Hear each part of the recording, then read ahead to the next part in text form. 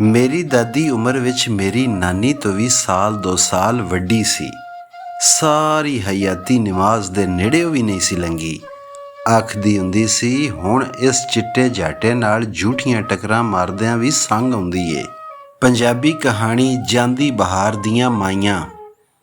ਮੇਰੀ ਗ੍ਰਿਫਤਾਰੀ ਦੀ ਖਬਰ ਹਰ ਪਾਸੇ ਖਿਲਰ ਗਈ ਸੀ, ਪਰ ਇਸ ਖਬਰ ਨੂੰ ਮੇਰੇ ਜੱਦੀ ਪਿੰਡ ਦੇ 2 ਘਰਾਂ ਦੀਆਂ ਪਿਛਲੀਆਂ ਕੋਠੜੀਆਂ ਵਿੱਚ ਵੜਨ ਤੀਕ ਇੰਨਾ ਚਿਰ ਹੋ ਗਿਆ ਸੀ ਕਿ ਮੇਰੀ ਰਿਹਾਈ ਵਿੱਚ ਵੀ 2 ਹੀ ਘੰਟੇ ਰਹਿ ਗਏ ਸਨ।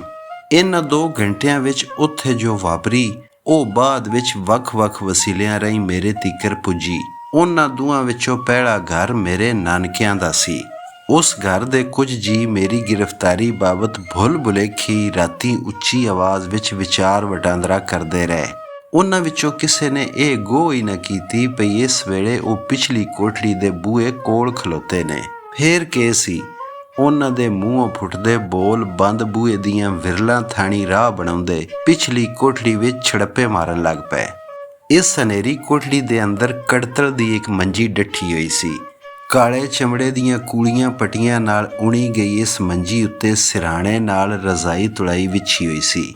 ਤਰਵੀਂ ਨਜ਼ਰ ਨਾਲ ਇਹੋ ਕੁਝ ਇੱਥੇ ਦਿਸਦਾ ਸੀ, ਪਰ ਇਸ ਖਬਰ ਦੇ ਅੰਦਰ ਵੜਨ ਮਗਰੋਂ ਜਿਵੇਂ ਇਸ ਖਾਲੀ ਪਏ ਬਿਸਤਰੇ ਵਿੱਚ ਜਾਨ ਪੈ ਗਈ ਸੀ। ਰਜ਼ਾਈ ਆਪਣੇ ਆਪ ਭਰਾਂ ਖਿਸਕ ਗਈ ਤੇ ਉਹਦੇ ਅੰਦਰੋਂ ਇੱਕ ਅਜਿਹਾ ਜੀ ਪੁੰਗਰ ਪਿਆ ਜਿਹਨੂੰ ਇੱਕ ਵਾਰ ਵੇਖਣ ਲਈ ਵੀ ਘੱਟੋ ਘੱਟ 2 ਵਾਰ ਵੇਖਣਾ ਪੈਂਦਾ ਸੀ। ਅਸਲੋਂ ਮਾਸਾ ਸਾਰੇ ਮਾਸ ਤੇ ਵਾਹ ਵੜੀਆਂ ਹੱਡੀਆਂ ਦੀ ਇੱਕ ਮੁੱਠ ਮੇਰੀ ਨਾਨੀ ਸੀ। 71 ਸਾਲ ਦੀ ਹੋ ਗਈ ਸੀ ਤੇ ਚਿਰਾਂ ਤੋਂ ਫਰਿਸ਼ਤੇ ਨੂੰ ਉਡੀਕ ਰਹੀ ਸੀ। ਇਹਨੇ ਆਪੂ ਆ ਕੇ ਪਿਛਲੀ ਕੋਠੜੀ ਵਿੱਚ ਮੰਜੀ ਡਵਾਈ ਹੋਈ ਸੀ।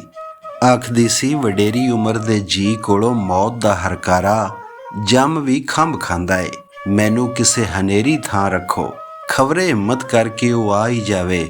ਪਰ ਕਿੱਥੇ ਜੀ, ਜੰਮ ਤਾਂ ਐਡਾ ਨਕਾਰਾ ਸੀ ਕਿ ਇੱਧਰ ਉੱਧਰ ਫੇਰੇ ਮਾਰ ਕੇ ਆਪਣੀ ਦਿਹਾੜੀ ਬਣਾ ਲੈਂਦਾ ਸੀ, ਪਰ ਉਹ ਕਰੰਗ ਵਿੱਚੋਂ ਸਾਹ ਖਿੱਚਣ ਦੀ ਖੇਚਲ ਕਰਨ ਵੱਲ ਮੂੰਹ ਨਹੀਂ ਸੀ ਕਰਦਾ ਪਿਆ। ਹਾਂ, ਕਦੀ ਨਾਨੀ ਗੱਲ ਸੁਣਾਉਂਦੀ ਕਿ ਫਲਾਣੇ ਦਿਨ ਮੈਂ ਜੰਬ ਦੇ ਖੰਭਾਂ ਦਾ ਖੜਾਕ ਸਾਫ਼ ਸੁਣਿਆ ਸੀ। 16 ਪਹਿਰਾਂ ਪਿੱਛੋਂ ਆਈ 2 ਘੜੀਆਂ ਦੀ ਨੀਂਦ ਦਾ ਹੀ ਸਾਰਾ ਦੋਸ਼ ਏ।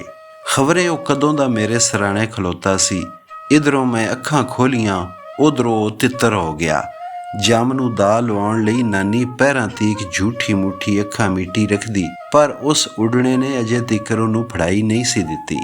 ਰੱਬ ਦੀ ਪ੍ਰਾਣੀ ਬਣਨ ਦੀ ਲੰਮੀ ਉਡੀਕ ਕਰ ਕਰਕੇ ਹਾਰੀ ਨਾਨੀ ਨੇ ਅੱਜ ਪਹਿਲੀ ਵਾਰ ਜੰਮ ਦੇ ਨਾ ਬੋਲਣ ਤੇ ਸ਼ੱਕ ਕੀਤਾ। ਮੰਜੀ ਤੇ ਬਹਿ ਕੇ ਵਾਜਾਂ ਮਾਰੀਆਂ, ਪਰ ਕੋਈ ਵੀ ਇਹਦੇ ਕੋਲ ਨਾ ਆਇਆ। ਨਾਨੀ ਨੇ ਇਹ ਵੀ ਤਾੜ ਲਿਆ ਕਿ ਕੁਝ ਚਿਰ ਪਹਿਲਾਂ ਤੀਕ ਤਾਂ ਬਾਹਰੋਂ ਗੱਲਾਂ ਕਰਨ ਦੀਆਂ ਆਵਾਜ਼ਾਂ ਆ ਰਹੀਆਂ ਸਨ, ਪਰ ਹੁਣ ਉਹ ਵੀ ਨਹੀਂ ਆ ਰਹੀਆਂ। ਜਾਪਦਾ ਏ ਸਾਰੇ ਝਟਪਟ ਹੀ ਕਿਧਰੇ ਫੁੱਟ ਗਏ ਨੇ। ਅੱਲਾ ਖੈਰ ਹੀ ਕਰੇ। ਮੇਰੀ ਭੂਆ ਦਾ ਘਰ ਮੇਰੇ ਨਾਨਕਿਆਂ ਦੇ ਘਰ ਦੇ ਨਾਲ ਹੀ ਜੁੜਿਆ ਹੋਇਆ ਏ। ਮੇਰੀ ਨਾਨੀ ਪਿਛਲੀ ਕੋਠੜੀ ਵਿੱਚੋਂ ਨਿਕਲੀ, ਕੰਧਾਂ ਦੇ ਆਸਰੇ ਲੈਂਦੀ ਹੋਈ ਮੇਰੀ ਫੁੱਫੀ ਦੇ ਘਰ ਜਾ ਵੜੀ। ਇੱਥੇ ਇਹ ਵੇਖ ਕੇ ਉਹਦਾ ਤਰਾਹ ਨਿਕਲ ਗਿਆ ਪਈ ਉਹ ਵੀ ਜੀਆਂ ਤੋਂ ਖਾਲੀ ਸੀ। ਅਸਲ ਵਿੱਚ ਉਸ ਦਿਨ ਅਰਬ ਦੇਸ਼ ਵੱਲ ਕਮਾਈਆਂ ਕਰਨ ਗਏ ਸਾਡੇ ਪਿੰਡ ਦੇ 2 ਗੱਭਰੂਆਂ ਦੀਆਂ ਲਾਸ਼ਾਂ ਆਈਆਂ ਸਨ। ਸਾਡੇ ਸਾਰੇ ਜੀ ਸੜਕ ਹਾਦਸੇ ਵਿੱਚ ਮਾਰੇ ਗਏ ਇਹਨਾਂ ਜਵਾਨਾਂ ਦੇ ਘਰਾਂ ਵੱਲ ਹੀ ਦੂਜੇ ਮਹੱਲੇ ਗਏ ਹੋਏ ਸਨ। ਉਹ ਕਾਹਲ ਵਿੱਚ ਜਿਸ ਤਰ੍ਹਾਂ ਆਪਣੇ ਘਰਾਂ ਦੇ ਬੂਹੇ ਵੀ ਖੁੱਲ੍ਹੇ ਛੱਡ ਕੇ ਗਏ ਸਨ, ਨਾਨੀ ਨੇ ਉਹਨੂੰ ਵੀ ਆਪਣੇ ਦੋਤਰੇ ਨਾਲ ਹੋਈ ਵਰਤੀ ਦਾ ਹੀ ਸਿੱਟਾ ਜਾਣਿਆ ਸੀ। ਹੁਣ ਤਾਂ ਉਹਦੇ ਹਰਦੇ ਨੂੰ ਹੌਲ ਪੈ ਪੈਂਦੇ ਸਨ। ਨਾਨੀ ਨੇ ਇਹ ਗਵੇੜ ਵੀ ਲਾ ਲਿਆ ਸੀ ਕਿ ਦੋਤਰੇ ਦੇ ਫੜੇ ਜਾਣ ਦੀ ਖਬਰ ਉਹਦੇ ਕੋਲੋਂ ਜਾਣ ਕੇ ਲੁਕਾਈ ਗਈ ਸੀ। ਕਮਲਿਆਂ ਦਾ ਖਿਆਲ ਹੋਣਾ ਏ ਇਸ ਝਟਕੇ ਨਾਲ ਕਿਧਰੇ ਬੁੱਢੇ ਸਾਵਾਂ ਦੀ ਕੱਚੀ ਤੰਦ ਹੀ ਨਾ ਟੁੱਟ ਜਾਵੇ। ਫੇਰ ਤਾਂ ਇਹ ਸੂਹ ਮੇਰੀ ਕੁੜਮਣੀ ਨੂੰ ਵੀ ਕਿਸੇ ਵੀ ਨਾ ਦਿੱਤੀ ਹੋਣੀ। ਸਾਨੂੰ ਦੋਵਾਂ ਨੂੰ ਤਾਂ ਇਹ ਜਿਉਂਦੇ ਜੀ ਮਾਰ ਬੈਠੇ ਨੇ। ਇਹ ਸੋਚਦੀ ਹੋਈ ਨਾਨੀ ਉਸ ਘਰ ਦੀ ਪਿਛਲੀ ਕੋਠੜੀ ਵੱਲ ਵਧਦੀ ਟੁਰ ਗਈ। ਮੇਰੀ ਦਾਦੀ ਉਮਰ ਵਿੱਚ ਮੇਰੀ ਨਾਨੀ ਤੋਂ ਵੀ ਸਾਲ 2 ਸਾਲ ਵੱਡੀ ਸੀ। ਸਾਰੀ ਹਯਾਤੀ ਨਮਾਜ਼ ਦੇ ਨੇੜੇ ਵੀ ਨਹੀਂ ਸੀ ਲੰਘੀ। ਆਖਦੀ ਹੁੰਦੀ ਸੀ, ਹੁਣ ਇਸ ਚਿੱਟੇ ਜਾਟੇ ਨਾਲ ਝੂਠੀਆਂ ਟੱਕਰਾਂ ਮਾਰਦਿਆਂ ਵੀ ਸੰਗ ਆਉਂਦੀ ਏ। ਛੇਕੜਲੇ ਕੁਝ ਵਰਿਆਂ ਤੋਂ ਇੰਨੇ ਅੰਨ੍ਹੇਵਾਹ ਰੋਜ਼ੇ ਰੱਖਣੇ ਛੋਹ ਦਿੱਤੇ ਸਨ। ਰਮਜ਼ਾਨ ਅਜੇ ਢੇਰ ਅਗਾਂਹ ਹੁੰਦਾ, ਪਰ ਇਹ ਉਹਦੀ ਤਿਆਰੀ ਫੜਦੇ ਹੋਏ ਕਈ ਦਿਨ ਪਹਿਲਾਂ ਤੋਂ ਹੀ 4 ਪਹਿਰ ਸੰਗੋਂ ਕੁਝ ਨਾ ਲੰਘਾਉਂਦੀ। ਫੇਰ ਇਹ ਰਹਿਮਤਾਂ ਵਾਲਾ ਮਹੀਨਾ ਕਦੋਂ ਦਾ ਵਿਦਿਆ ਵੀ ਹੋ ਗਿਆ ਹੁੰਦਾ ਤੇ ਇਹ ਐਵੇਂ ਪੱਜ ਲਾ ਕੇ ਪਿਛਲੀ ਉਮਰੇ ਪਈ ਇਹ ਆਦਤ ਪੂਰੀ ਕਰਦੀ ਰਹਿੰਦੀ ਵਿਚਲੀ ਗੱਲ ਇਹ ਸੀ ਕਿ ਰੱਬ ਰਾਜ਼ੀ ਕਰਨ ਲਈ ਰੋਜ਼ੇ ਨਹੀਂ ਸੀ ਰੱਖਦੀ। ਇਹਦੇ ਸਿਰ ਉੱਤੇ ਤਾਂ ਹਰ ਵੇਲੇ ਇਹੋ ਸੋਚ ਸਵਾਰ ਰਹਿੰਦੀ ਸੀ ਕਿ ਬੇਵਾ ਧੀ ਦਾ ਦਿਹਾੜੀ ਸੇਤੀ ਮੇਰੀ ਸਵਾ ਗੁੱਲੀ ਤੇ ਆਟਾ ਵਰਤਿਆ ਜਾਂਦਾ ਹੈ, ਉਹਨੂੰ ਕਿਸੇ ਹੀਲੇ ਕੱਸਾ ਕਰਾਂ। ਇਸ ਲਈ ਆਮ ਕਰਕੇ ਦਹੀਂ ਦੇ 2 ਚਮਚ ਖਾ ਕੇ ਰੋਜ਼ਾ ਰੱਖ ਲੈਂਦੀ ਤੇ ਸ਼ਾਮੀ 1-2 ਉਬਲੇ ਹੋਏ ਆਲੂਆਂ ਨਾਲ ਹੀ ਸੰਗ ਤੀਕ ਰੱਜ ਜਾਂਦੀ। ਮੈਨੂੰ ਅੱਜ ਤੀਕ ਇਸ ਗੱਲ ਦੀ ਸਮਝ ਨਹੀਂ ਆਈ ਭਈ ਬਹੁਤ ਹੀ ਥੋੜਾ ਖਾ ਕੇ ਇਹ ਕਈ ਸਾਲਾਂ ਤੋਂ ਕਿੰਝ ਜਿਉਂਦੀ ਬੱਚੀ ਆ ਰਹੀ ਸੀ। ਫਿਰ ਇਹਨੂੰ ਇਹ ਸਰਫੇ ਕਰਨ ਦੀ ਲੋੜ ਵੀ ਕਾਹਦੀ ਸੀ ਕਿ ਜਦ ਉਹਦੇ ਧੀਆਂ ਪੁੱਤਰਾਂ ਦੀਆਂ ਜ਼ਮੀਨਾਂ ਹੀ ਪਿੰਡ ਵਿੱਚ ਸਭ ਤੋਂ ਵਧੇਰੀਆਂ ਸਨ। ਮੇਰੀ ਨਾਨੀ ਆਪਣੀ ਕੁੜਮਣੀ ਦੀ ਕੋਠੜੀ ਵਿੱਚ ਪੁੱਜੀ ਤਾਂ ਉਹਨੇ ਜਾਂਦਿਆਂ ਹੀ ਸਾਰੀ ਗੱਲ ਖੋਲ ਸੁਣਾਈ। ਰੋਜ਼ੇ ਰੱਖ ਸਜਰੀ ਮੋਈ ਪਈ ਮੇਰੀ ਦਾਦੀ ਉਹਦੇ ਆਉਣ ਤੋਂ ਪਹਿਲਾਂ ਆਪਣੇ ਪਲੰਗ ਉੱਤੇ ਤਕੀਏ ਦੀ ਢੋ ਲਾ ਕੇ ਬੈਠੀ ਹੋਈ ਸੀ। ਇਹ ਖਬਰ ਸੁਣਦਿਆਂ ਸਾਰੀ ਉਹਨੇ ਆਪਣਾ ਸਿਰ ਗੋਡਿਆਂ ਵਿੱਚ ਦੇ ਲਿਆ ਤੇ ਸੱਜੀ ਬਾਂਹ ਚੁੱਕ ਕੇ ਹਵਾ ਵਿੱਚ ਅੱਗੇ ਪਿੱਛੇ ਮਾਰਨ ਲੱਗ ਪਈ। ਸ਼ੋਧੀ ਵਿੱਚ ਇੰਨਾ ਸਾਹ ਸਤ ਵੀ ਨਹੀਂ ਸੀ ਕਿ ਮੂੰਹ ਕੁਝ ਬੋਲ ਸਕੇ। ਕੁੜਮਣੀ ਏਡੀ ਲਿੱਸੀ ਹੋ ਗਈ ਏ, ਮੇਰੀ ਨਾਨੀ ਨੂੰ ਵੀ ਸਾਰ ਨਹੀਂ ਸੀ। ਕਦੇ ਉਹ ਵੇਲਾ ਸੀ ਜਦੋਂ ਮੇਰੀ ਦਾਦੀ ਗੱਜਦੀ ਹੁੰਦੀ ਤਾਂ ਪਿੰਡ ਦੀਆਂ ਕੰਧਾਂ ਤੀ ਕੰਬ ਜਾਂਦੀਆਂ। ਲੜਾਕੀ ਤੇ ਹੱਦੋਂ ਵੱਧ ਰਹੀ ਸੀ, ਪਰ ਇਹਦੀ ਜਿਸ ਗੱਲ ਉੱਤੇ ਸਾਡੇ ਸਾਰੇ ਜੀਆਂ ਨੂੰ ਮਾਣ ਰਿਹਾ ਸੀ ਉਹ ਇਹ ਸੀ ਕਿ ਮੇਰੀ ਦਾਦੀ ਵੈਣ ਬੜੇ ਸੋਹਣੇ ਪਾਉਂਦੀ ਸੀ। ਵਿਆਹਾਂ ਖੁਸ਼ੀਆਂ ਤੇ ਤਾਂ ਸਾਰੇ ਲੋਕ ਹੀ ਗਾਉਣ ਨੱਚ ਕੇ ਆਪਣਾ ਰੂਹ ਰਾਜ਼ੀ ਕਰ ਲੈਂਦੇ ਨੇ, ਪਰ ਆਪਣੇ ਮਰਨ ਵਾਲਿਆਂ ਨੂੰ ਸਾਰੇ ਸ਼ਗਨ ਪੂਰੇ ਕਰਕੇ ਟੋਰਨ ਦਾ ਚੱਜ ਸਭਨਾਂ ਨੂੰ ਕਿੱਥੇ ਆਉਂਦਾ ਏ। ਮੇਰੀ ਦਾਦੀ ਦਾ ਤਾਂ ਇਸ ਪਿੰਡ ਵਿੱਚ ਕੋਈ ਜੋੜ ਹੀ ਨਹੀਂ ਸੀ। ਕੋਈ 60-70 ਵਰ੍ਹੇ ਲੰਘਦੀ ਸਾਡੀ ਜੂਹ ਵਿੱਚ ਮਾਈ ਮੋਇਆਂ ਵਾਲੀ ਇੱਕ ਲੋਕ ਗਾਇਕਾ ਹੋ ਗੁਜ਼ਰੀ ਏ, ਜੋ ਸਾਰੀ ਉਮਰ ਮਰਨ ਵਿਛੜਨ ਵਾਲਿਆਂ ਦੇ ਆਪ ਹੀ ਕਬਤ ਜੋੜ ਕੇ ਗਾਉਂਦੀ ਰਹੀ। ਮੇਰੀ ਦਾਦੀ ਨੂੰ ਮਾਈ ਮੋਇਆਂ ਦੀ ਵੱਲੋਂ ਜੋੜੇ ਸੈਂਕੜੇ ਨਹੀਂ ਹਜ਼ਾਰਾਂ ਬੋਲ ਜ਼ਬਾਨੀ ਯਾਦ ਸਨ। ਦਾਦੀ ਆਪਣੇ ਪਰਿਵਾਰ ਵਿੱਚ ਚਲਾਣਾ ਕਰਨੇ ਵਾਲੇ ਹਰ ਨਿੱਕੇ ਵੱਡੇ ਲਈ ਤਾਂ ਵੈਣ ਪਾਉਂਦੀ ਹੀ ਸੀ, ਪਰ ਕਦੇ ਬਰਾਦਰੀਓਂ ਬਾਹਰ ਦਾ ਕੋਈ ਵਡੇਰਾ ਜੀ ਇਸ ਪਿੰਡ ਵਿੱਚ ਲੰਮੀ ਹਯਾਤੀ ਦਾ ਹੋ ਕੇ ਵਿਦਿਆ ਹੋ ਜਾਂਦਾ ਤਾਂ ਉਹਦੀ ਰੂਹ ਨੂੰ ਵੀ ਇਹ ਆਪਣੇ ਵਧੀਆ ਵੈਣਾਂ ਨਾਲ ਮਾਲੋ ਮਾਲ ਕਰਕੇ ਹੀ ਟੋਰਦੀ। ਇਹਨੇ ਕਦੇ ਨਖੇੜਾ ਵੀ ਨਹੀਂ ਸੀ ਰੱਖਿਆ ਕਿ ਮਰਨ ਵਾਲਾ ਜ਼ਿਮੀਦਾਰ ਸੀ, ਰਾਖ ਸੀ ਜਾਂ ਕੋਈ ਹੋਰ ਗਰੀਬ ਕਮੀ ਸੀ। ਮੇਰੀ ਦਾਦੀ ਦੇ ਵੈਣ ਪਾਉਣ ਦੀ ਇੰਨੀ ਧੁੰਮ ਸੀ ਕਿ ਜਿਸ ਮਰਨੇ ਤੇ ਇਹ ਜਾਣਾ ਸ਼ੁਰੂ ਕਰਦੀ ਆਪਣਾ ਪਿੰਡ ਕੀ ਆਲੇ ਦੁਆਲੇ ਦੇ ਪਿੰਡਾਂ ਦੀਆਂ ਵੀ ਬੇਬਹਾ ਬੀਬੀਆਂ ਉਚੇਚਾ ਉਹਨੂੰ ਸੁਣਨ ਲਈ ਕਈ ਡੰਗ ਮੁਕਾਣੀ ਆਉਂਦੀਆਂ ਰਹਿੰਦੀਆਂ। ਸਾਡੇ ਪਿੰਡ ਦੇ ਬਾਲ ਤੇ ਇੱਥੋਂ ਤੱਕ ਦੁਆਵਾਂ ਮੰਗਦੇ ਸੁਣੇ ਗਏ ਸਨ ਕਿ ਜਦੋਂ ਸਾਡੀ ਵੱਡੀ ਬੇਬੇ ਮੋਈ ਵੇਖਣਾ ਚੁਦਰਾਣੀ ਮਾਂ ਸਾਡੇ ਘਰ ਵੀ ਵੈਣ ਪਾਉਣ ਜ਼ਰੂਰ ਆਏਗੀ। ਆਪਣੇ ਮਨ ਦੇ ਜਜ਼ਬਿਆਂ ਦਾ ਇੰਨੇ ਜ਼ਬਰਦਸਤ ਢੰਗ ਨਾਲ ਵਿਖਾਰਾ ਕਰਨ ਵਾਲੀ ਮੇਰੀ ਦਾਦੀ ਹੁਣ ਆਪਣੇ ਪੋਤਰੇ ਲਈ ਵੀ ਹਾਲ ਦਵਾਈ ਪਾਉਣ ਜੋਗੀ ਨਹੀਂ ਸੀ ਰਹੀ। ਇਹਦੀ ਜਿਬ ਨੂੰ ਜੰਦਰੇ ਵੇਖ ਕੇ ਮੇਰੀ ਨਾਨੀ ਨੂੰ ਡਾਢਾ ਧੱਕਾ ਲੱਗਾ, ਪਰ ਛੇਤੀ ਆਪਣੇ ਆਪ ਨੂੰ ਸੰਭਾਲ ਕੇ ਇਹਨੇ ਵੈਣ ਦੇ ਸੁਰ ਵਿੱਚ ਮੇਰੇ ਫੜੇ ਜਾਣ ਤੇ ਆਪਣੇ ਮਨ ਦਾ ਮਨਕ ਛੋਇਆ। ਨਾਨੀ ਵੀ ਤਾਂ ਮਰਨ ਸੇਜ ਤੇ ਬੈਠੀ ਸੀ, ਤਦੇ 2-4 ਬੋਲ ਪਾਉਣ ਮਗਰੋਂ ਹੀ ਉਹਦੇ ਸਾਹ ਟੁੱਟਣ ਲੱਗ ਪਏ। ਉਂਝ ਵੀ ਬਾਤਾਂ ਬੋਲੀਆਂ ਦੀ ਮਹਾਰਾਣੀ ਮੋਹਰੇ ਉਹਦੇ ਅੰਗੜੇ ਬੋਲਾਂ ਤੇ ਰਸ ਤੋਂ ਬਿਨਾਂ ਆਵਾਜ਼ ਦਾ ਦੀਵਾ ਕੀ ਬਲਣਾ ਸੀ। ਮੇਰੀ ਦਾਦੀ ਨੇ ਗੋਡਿਆਂ ਵਿੱਚੋਂ ਸਿਰ ਚੁੱਕਿਆ ਤੇ ਬੇਸਵਾਦ ਹੋਈ ਮਿੱਠੀ ਆਵਾਜ਼ ਵਿੱਚ ਬੋਲੀ, ਛੱਡ ਨਹੀਂ ਅੜੀਏ, ਇਹ ਦੱਸ ਮੁੰਡਾ ਫੜਿਆ ਕਿਉਂ ਗਿਆ। ਇੰਨੀ ਗੱਲ ਦਾ ਨਾਨੀ ਨੂੰ ਵੀ ਪੱਕਾ ਪਤਾ ਸੀ, ਐਵੇਂ ਟੇਵਾ ਲਾਉਂਦੀ ਬੋਲੀ, ਕਿਸੇ ਨਾਲ ਝਗੜ ਪਿਆ ਆਉਣਾ ਹੈ। ਸਾਰੀ ਉਮਰ ਵੱਡੇ ਜੰਗੀ ਮਾਰ ਕੇ ਮਾਰਨ ਵਾਲੀ ਦਾਦੀ ਨੇ ਹੱਥਾਂ ਦੇ ਜਮਿਆਂ ਦੇ 32 ਦੰਦ ਗਿਣੇ ਹੋਏ ਸਨ। ਇਸ ਲਈ ਇਹਨੇ ਝਬਦੇ ਮੇਰੇ ਤੇ ਤੁੱਕ ਕੱਸੀ। ਉਹ ਇਹਨੇ ਜੋਗਾ ਕਿੱਥੋਂ, ਕਿਧਰੋਂ ਕੋਈ ਜ਼ਨਾਨੀ ਨਾ ਕੱਢ ਬੈਠਾ ਹੋਵੇ। ਨਾਨੀ ਨੇ ਅਗਲਾ ਤੁੱਕਾ ਲਾਇਆ। ਹੁਣ ਤਾਂ ਦਾਦੀ ਨੂੰ ਵੀ ਹਾਸਾ ਆ ਗਿਆ। ਮਾੜਾ ਜਾਣ ਪਰੋਂ ਬਿਨਾਂ ਆਵਾਜ਼ ਕੱਢੇ ਹੱਸਦਿਆਂ ਇਹ ਹੌਲੀ ਜੀ ਬੋਲੀ, ਉਤਰੀਆਂ ਪੜ੍ਹਾਈਆਂ ਨੇ ਉਹਨੂੰ ਕਿਸੇ ਹੋਰ ਪਾਸੇ ਦਾ ਛੱਡਿਆ ਹੁੰਦਾ ਤੇ ਫੇਰ ਵੀ ਗੱਲ ਕਰਦੀਆਂ ਉਹ ਇੰਨੇ ਜੋਗਾ ਪੁੱਤਰ ਕਿੱਥੇ। ਪੜ੍ਹਾਈਆਂ ਤੋਂ ਨਾਨੀ ਨੂੰ ਕੁਝ ਹੋਰ ਚੇਤੇ ਆ ਗਿਆ ਤੇ ਆਖਣ ਲੱਗੀ, ਇੱਕ ਸ਼ੱਕ ਜਿਹੇ ਉੱਤੇ ਤਾਂ ਮੈਂ ਉਹਨਾਂ ਨੂੰ ਵੀ ਗੱਲਾਂ ਕਰਦੇ ਸੁਣਿਆ ਸੀ, ਇਹੋ ਹੀ ਨਾ ਸੱਚ ਹੋਵੇ। ਅਖੇ ਮੁੰਡਾ ਜੋ ਇੱਥੇ ਤੇ ਬਾਹਰ ਕਿਸੇ ਕਹਾਣੀਆਂ ਲਿਖ ਟੁਰਦਾ ਰਹਿੰਦਾ ਤੇ ਪੁੱਠੇ ਸਿੱਧੇ ਰਸਾਲੇ ਛਾਪਦਾ ਰਹਿੰਦਾ, ਕਿਧਰੇ ਉਹ ਹੀ ਨਾ ਉਹਦੇ ਸਿਰ ਚੜ ਗਏ ਹੋਣ।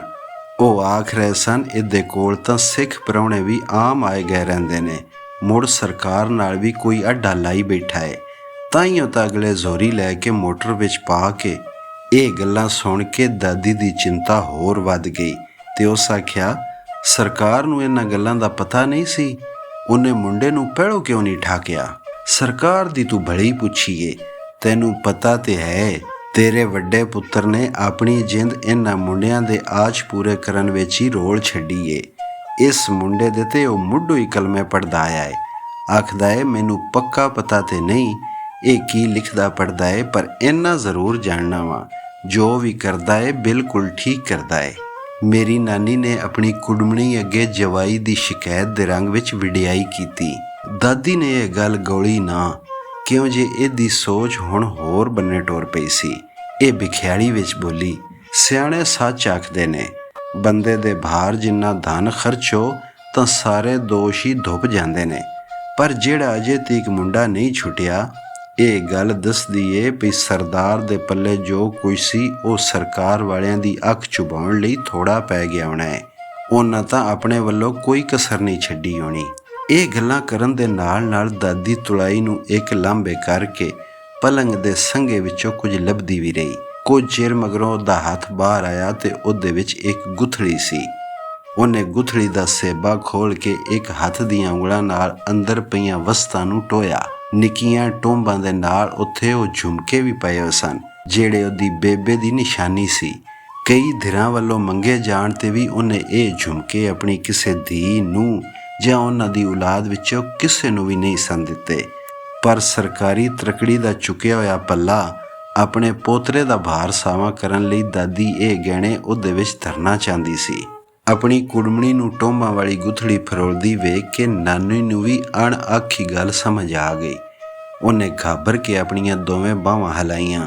ਚੂੜੀਆਂ ਤਾਂ ਕਦੇ ਦੀਆਂ ਨਾਨਕੀ ਛਿੱਕਾਂ ਨਾਲ ਟੁਰ ਗਈਆਂ ਸਨ ਤੇ ਉਦੋਂ ਵੀ ਪਹਿਲਾਂ ਗਲ ਦੀਆਂ ਤਵੀਤੜੀਆਂ ਉਹਦੀਆਂ ਧੀਆਂ ਵਿੱਚ ਵੰਡੀਆਂ ਗਈਆਂ ਸਨ। ਕੰਨਾਂ ਨੂੰ ਹੱਥ ਲਾ ਕੇ ਇਹਨੂੰ ਹੌਸਲਾ ਹੋ ਗਿਆ। ਦੋਹਾਂ ਪਾਸੇ 4-4 ਵਾਲੀਆਂ ਲਮਕ ਰਹੀਆਂ ਸਨ। ਸਿਵਾਰੇ 80 ਵਰ੍ਹਿਆਂ ਤੋਂ ਲਮਕਦੀਆਂ ਵਾਲੀਆਂ ਦੀਆਂ ਇਹਨਾਂ ਪਾਲਾਂ ਪਾਰੋਂ ਉਹਦੇ ਦੋਹਾਂ ਕੰਨਾਂ ਦੀਆਂ ਮੋਰੀਆਂ ਹੁਣ ਮੁਗਾਰੇ ਜਾਪਦੀਆਂ ਸਨ। ਕੰਨਾਂ ਦਾ ਭਾਰ ਵੀ ਹੌਲਾ ਕਰਨ ਦਾ ਇਦੋਂ ਵੱਧ ਢਕਵਾਂ ਵੇਲਾ ਹੋਰ ਕਿਹੜਾ ਹੋ ਸਕਦਾ ਸੀ। ਨਾਨੀ ਵੀ ਤਿਆਰ ਹੋ ਗਈ।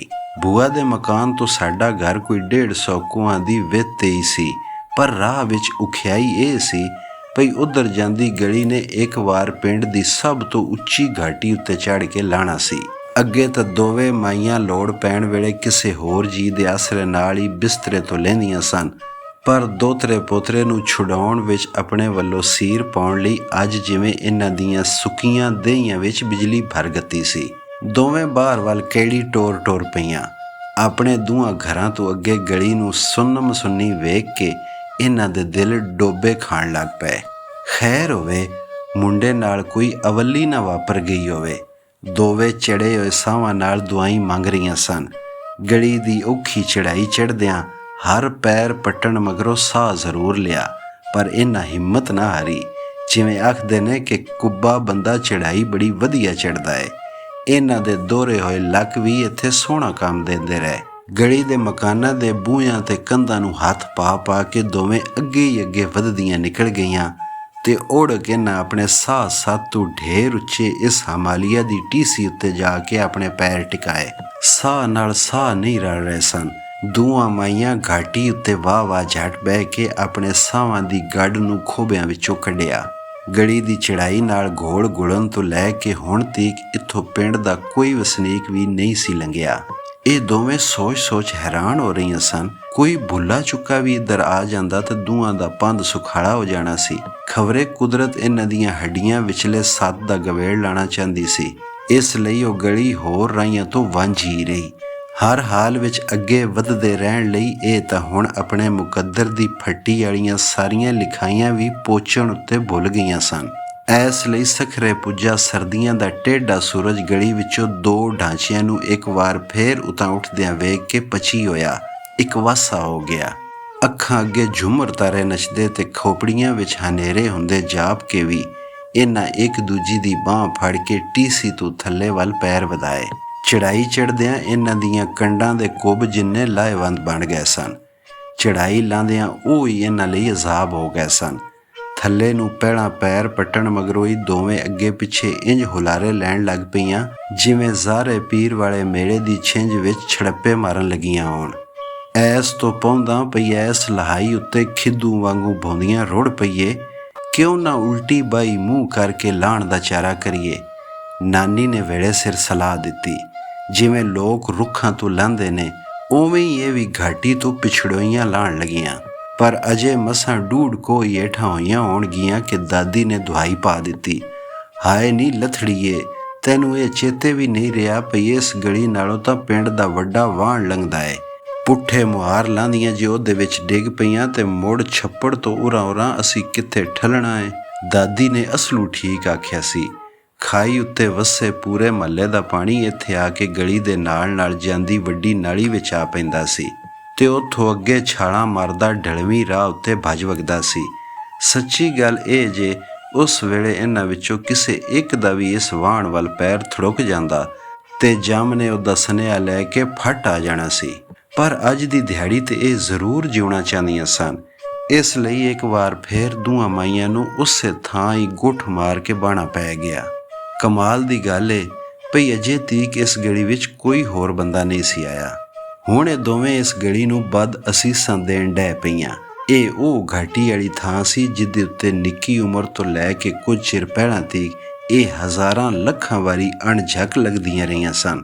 ਪਹਿਲਾਂ ਤਾਂ ਇਹਦੇ ਉੱਤੇ ਪੱਕੀਆਂ ਇੱਟਾਂ ਵੀ ਨਹੀਂ ਸੀ ਜੁੜੀਆਂ ਹੁੰਦੀਆਂ ਤੇ ਮੀਂਹ ਕਣੀ ਵਿੱਚ ਇਹ ਘਾਟੀ ਤਿਲਕਣੀ ਘੀਸੀ ਬਣ ਜਾਂਦੀ ਸੀ। ਪਰ ਨਿੱਕੇ ਹੁੰਦਿਆਂ ਇਹ ਦੋਵੇਂ ਇਹਦੇ ਉੱਤੇ ਕੁਦਕੜੇ ਮਾਰਦੀਆਂ ਨੰਗੇ ਪੈਰੀ ਲੱਥ ਚੜ ਜਾਂਦੀਆਂ ਸਨ। ਦੋਵੇਂ ਐਸੇ ਪਿੰਡ ਦੀਆਂ ਜੰਮਪਲ ਤੇ ਬਾਲੜੀ ਉਮਰ ਦੀਆਂ ਸਖੀਆਂ ਸਨ। ਉਦੋਂ ਇਹਨਾਂ ਨੂੰ ਇਹ ਘਾਟੀ ਵੀ ਆਪਣੀ ਕੋਈ ਸਹੇਲੀ ਜਾਪਦੀ ਹੁੰਦੀ ਸੀ। ਪਰ ਲੰਘੇ ਵੇਲੇ ਨੇ ਘਾਟੀ ਵਾਲੀ ਗਲੀ ਉੱਤੇ ਪੱਕੀਆਂ ਇੱਟਾਂ ਵਿਛਾ ਕੇ ਇਹਨਾਂ ਦੋਹਾਂ ਦੇ ਪੈਰਾਂ ਦੀ ਨਿੱਘ ਸਿਆਣਨ ਵਾਲੀ ਅਸਲ ਮਿੱਟੀ ਨੂੰ ਆਪਣੇ ਥੱਲੇ ਲੁਕਾ ਲਿਆ ਸੀ। ਇਹ ਪੱਕੀਆਂ ਇੱਟਾਂ ਤਾਂ ਇਹਨਾਂ ਲਈ ਅਸਲੋਂ ਉੱਬੜ ਤੇ ਠੰਡੀਆਂ ਸਈਦ ਸਨ। ਆਪਣੇ ਹੀ ਪਿੰਡ ਦੀ ਗਲੀ ਦਾ ਇੰਜ ਬੇਮੁੱਖ ਹੋ ਜਾਣਾ ਇਹਨਾਂ ਦੇ ਹੌਸਲੇ ਦੀ ਢੇਰੀ ਡਾਉਂਦਾ ਜਾਪਦਾ ਸੀ। ਪਰ ਅਚਣਚੇਤ ਨਾਨੀ ਨੂੰ ਇੱਕ ਹੋਰ ਚਾਲ ਸੁੱਝ ਗਈ। ਉਹਨੇ ਆਪਣੇ ਵਿਚਾਰ ਆਪਣੀ ਕੁੜਮਣੀ ਨਾਲ ਸਾਂਝੇ ਕੀਤੇ ਤਾਂ ਦੋਹਾਂ ਦੇ ਪੀਲੇ ਪੈ ਮੁੱਖ ਖਿੜ ਪਏ। ਐਤਕੀ ਨਾਨੀ ਨੇ ਆਪਣੀ ਚੁੰਨੀ ਦੇ ਇੱਕ ਪੱਲੇ ਨਾਲ ਆਪਣੇ ਲੱਕ ਨੂੰ ਗੰਢ ਬੰਨ੍ਹ ਲਈ ਤੇ ਦੂਜਾ ਪੱਲਾ ਦਾਦੀ ਵੱਲ ਕਰ ਦਿੱਤਾ। ਮੁੜ ਦੋਵੇਂ ਬੱਕਰੀਆਂ ਬਣ ਕੇ ਹੱਥਾਂ ਗੋਡਿਆਂ ਦੇ ਭਾਰ ਅੱਗੜ ਪਿੱਛੜ ਟੁਰ ਪਈਆਂ। ਨਾਨੀ ਦੀਆਂ ਅੱਖਾਂ ਵਿੱਚ ਮਾਸਾ ਨੂਰ ਹੈ ਸੀ। ਉਹ ਗਲੀ ਨੂੰ ਟੋਂਦੀ ਤੇ ਅੰਦਾਜ਼ੇ ਲਾਉਂਦੀ ਅੱਗੇ ਟੁਰੀ ਜਾ ਰਹੀ ਸੀ ਤੇ ਇਹਦੇ ਮਗਰੀ ਮਾੜੀ ਨਜ਼ਰ ਆਉਣ ਵਾਲੀ ਦਾਦੀ ਬਿਨਾਂ ਦੰਦਾਂ ਵਾਲੇ ਆਪਣੇ ਮੂੰਹ ਵਿੱਚ ਚੁੰਨੀ ਦਾ ਇੱਕ ਪੱਲਾ ਪੀੜਾ ਨੱਪੀ ਉਸ ਦੀ ਖਿੱਚ ਵੱਲ ਰੁੜੀ ਆ ਰਹੀ ਸੀ। ਗਲੀ ਵਿੱਚ ਖਿਲਰੇ ਕਾਂ ਤੇ ਕੰਕਰ ਰੋੜੇ ਇਹਨਾਂ ਦੇ ਹੱਥਾਂ ਵਿੱਚ ਕਈ ਵਾਰ ਖੁੱਬੇ। ਪੱਕੀਆਂ ਇੱਟਾਂ ਨੇ ਵਾਰ-ਵਾਰ ਇਹਨਾਂ ਦੇ ਮਾਸ ਤੋਂ ਵਾਂਝੇ ਗੋਡਿਆਂ ਨੂੰ ਧਮੁੱਕ ਮਾਰੇ, ਪਰ ਇਹ ਨਾ ਟਲੀਆਂ। ਉਂਝ ਤਾਂ ਨਾਨੀ ਦਾ ਟੋਰਾ ਵੀ 10 ਮਹੀਨਿਆਂ ਦੇ ਬਾਲ ਦੇ ਰੁੜਨ ਤੋਂ ਵਧੇਰਾ ਨਹੀਂ ਸੀ, ਪਰ ਇਹ ਫੇਰ ਵੀ ਕੁੜਮਣੀ ਨਾਲੋਂ ਕਿਤੇ ਤ੍ਰਿਖੀਆਂ ਲੱਤਾਂ ਬਾਹਾਂ ਚਲਾ ਰਹੀ ਸੀ। ਮੋਈ ਮੁੱਕੀ ਦਾਦੀ ਲਈ ਉਹਦਾ ਸੰਗ ਕਰਨਾ ਔਖੇ ਤੋਂ ਔਖਾ ਹੁੰਦਾ ਜਾ ਰਿਹਾ ਸੀ।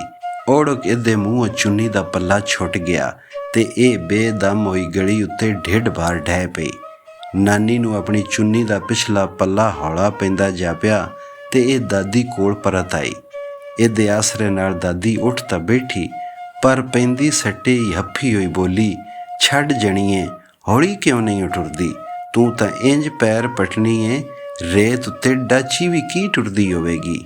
ਡਰੂ ਜਿਹੀ ਨਾਨੀ ਦੇ ਮੂੰਹ ਜ਼ੋਰ ਦਾਦੀ ਅੱਗੇ ਸਾਰੀ ਹਯਾਤੀ ਕਿਸੇ ਪੇੜ ਵਿੱਚ ਪੈਰ ਨਹੀਂ ਸਨ ਟਿੱਕੇ, ਪਰ ਪਿਛਲੀ ਉਮਰੇ ਅੱਜ ਇਸ ਗੋਡਾ ਦੌੜ ਵਿੱਚ ਉਹਨੂੰ ਮਾਤ ਦੇਣ ਉੱਤੇ ਇਹ ਢਿੱਡੋ ਰਾਜ਼ੀ ਹੋਈ। ਇਸ ਲਈ ਇਹਨਾਂ ਗੱਲਾਂ ਵਿੱਚ ਇਹ ਹੁਣ ਗੜਕ ਰਹੀ ਸੀ।